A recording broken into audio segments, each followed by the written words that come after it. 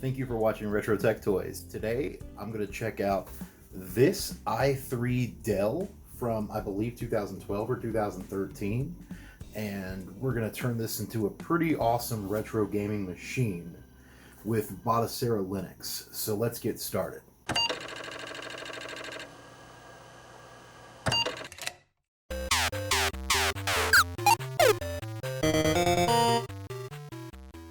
First, you want to go to the official Batocera website, and for this laptop, we're downloading the X64 version, and this will most likely be what you use unless you have a pretty old computer. So once you get that downloaded, pull up Balena Etcher. It's a free app, and go ahead and drag your image to it, and then select your hard drive, and it's going to say it's too big. Don't worry about it. Just do it. We're going to flash that right over. Batocera will take care of resizing it and all that good stuff. Once we reboot.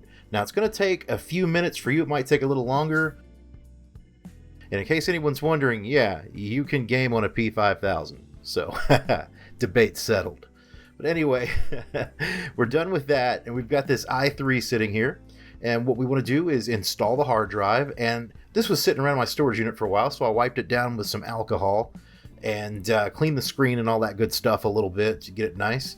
And here's the hard drive we're using. It's just a 7200 RPM, 320 gig Seagate hard drive. It's just, it's a cheapie. You don't need anything crazy like an SSD to play these old games on an old laptop. So, just do what you're going to do.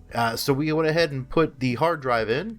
And here we go. This is what happens when you start the laptop. It should just boot right off the hard drive.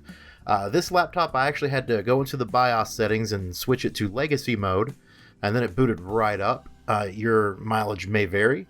So here we are into Batocera Linux, and now that we know everything works and the volume and all that good stuff works, we can get started.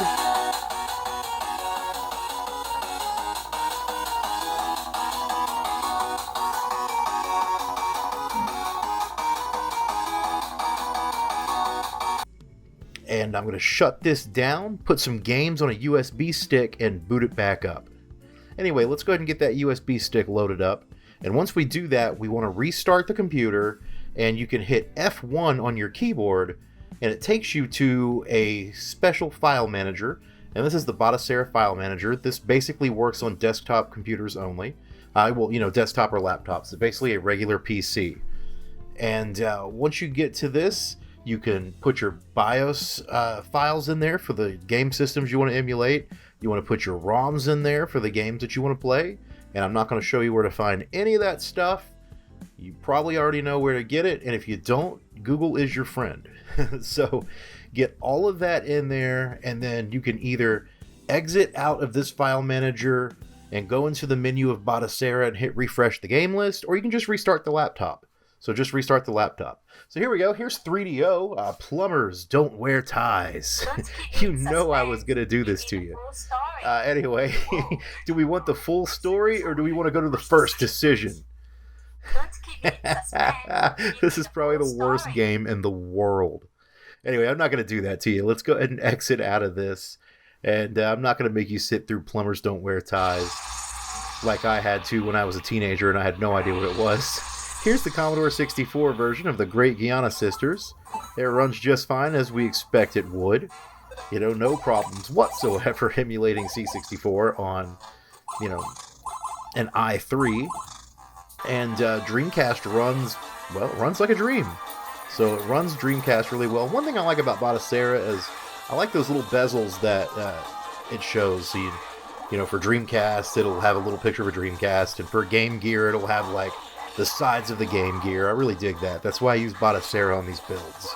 I know you can configure that for other things, but it's already ready to go in Batocera. But yeah, Street Fighter runs really well for the Dreamcast. We're going to switch over here to Animal Crossing for the GameCube. It runs just fine, and you won't have any problems with this whatsoever. So GameCube is a go, Dreamcast is a go, Commodore 64 and 3DO is a go. Here's PlayStation, just a regular old PlayStation. This is one of my favorite games, Kingsfield. It runs just fine, sounds really good.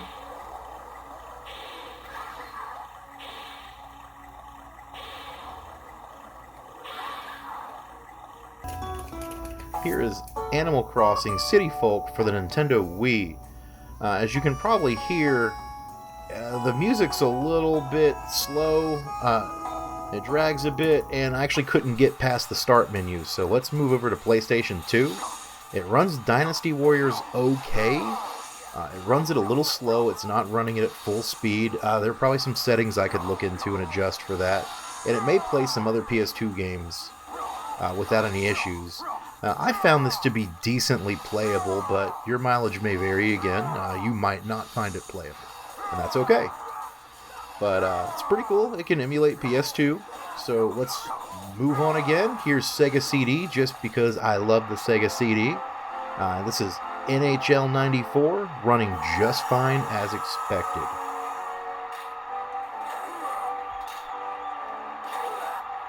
Alright, that's all I have for you today. Overall, I think this laptop makes a really good emulation machine, and you might be asking yourself, why do I want to install a dedicated version of Batocera Linux onto a whole hard drive and put it in this laptop, when I can just run, whatever I want, like RetroArch or whatever, I can run that on my normal computer. Well, maybe you don't want to do that. Maybe you don't want to put things on your regular computer. Maybe use that for other things, or it doesn't have enough hard drive space, or what have you. Maybe you just want this dedicated emulation machine that has its own screen, it has a battery, and you can carry it around with you. And you can get these things on eBay for cheap.